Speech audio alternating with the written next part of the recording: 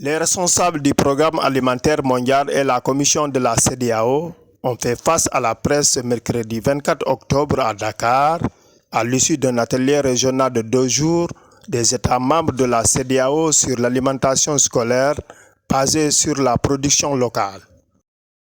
Les programmes d'alimentation scolaire basés sur la production locale sont apparus comme une initiative transformatrice, comblant le fossé entre l'éducation et de la sécurité alimentaire dans la zone CEDEAO.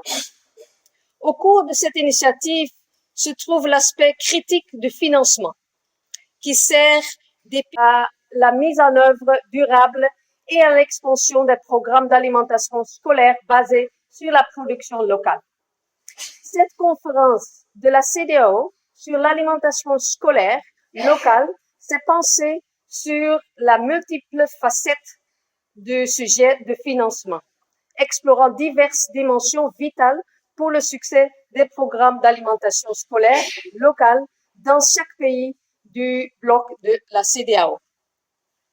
Un plan d'action de ce qui a émergé est la nécessité de garantir le financement des gouvernements et d'encourager le développement politique en faveur des programmes d'alimentation scolaire basés sur la production locale. Cependant, les politiques seules sont inefficaces si nous n'accompagnons pas les femmes dans leur voyage. Les priorités du financement émergent pour notre région sont les suivants. 1.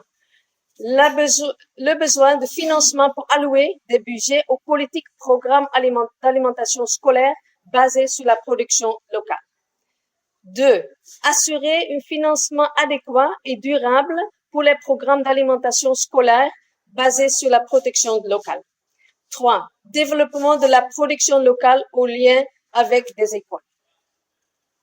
Les priorités en matière de besoins nutritionnels sont les suivants. Les gouvernements doivent garantir l'accès à des aliments sûrs et de bonne qualité à un prix abordable. Les gouvernements doivent plaider en faveur de la diversification des régimes alimentaires et fournir aux enfants des repas scolaires sains. Les gouvernements doivent améliorer les connaissances en matière de nutrition, c'est-à-dire d'apprendre aux enfants ce qu'est une alimentation saine et équilibrée. Les priorités en matière d'outils et de systèmes de données sont les suivantes. Les gouvernements doivent mettre en place des systèmes de collecte de données électroniques.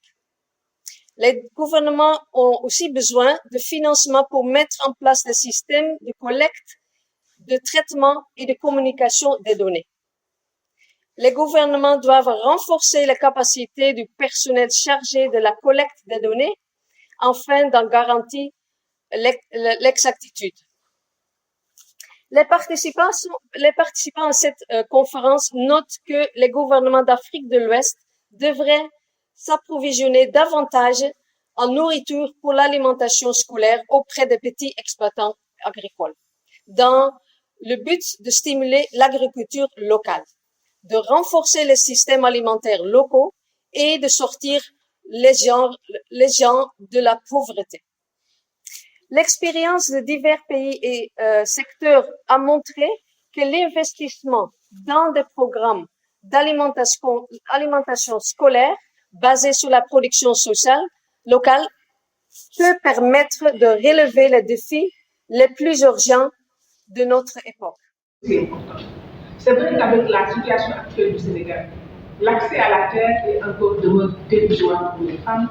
En 1999, nous avions 13,04% de femmes qui contrôlaient les terres de production. En 2012, nous en étions simplement à 13,08%, donc une augmentation de 0,4%. Donc, ce n'est pas qu'il faudra énormément de travail, d'engagement politique pour permettre aux femmes d'arriver à cette phase-là. Et je pense qu'avec tous les mouvements de femmes, avec les problèmes d'équité et de justice que nous posons, nous allons y arriver. Mais en attendant, elles se positionnent sur la chaîne de valeur au niveau de la transformation. C'est elles qui ont l'expertise. c'est elles qui ont les capacités. Faisons en sorte qu'on leur donne ce marché-là.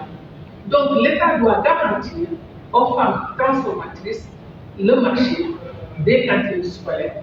Et on a un double intérêt pour cela.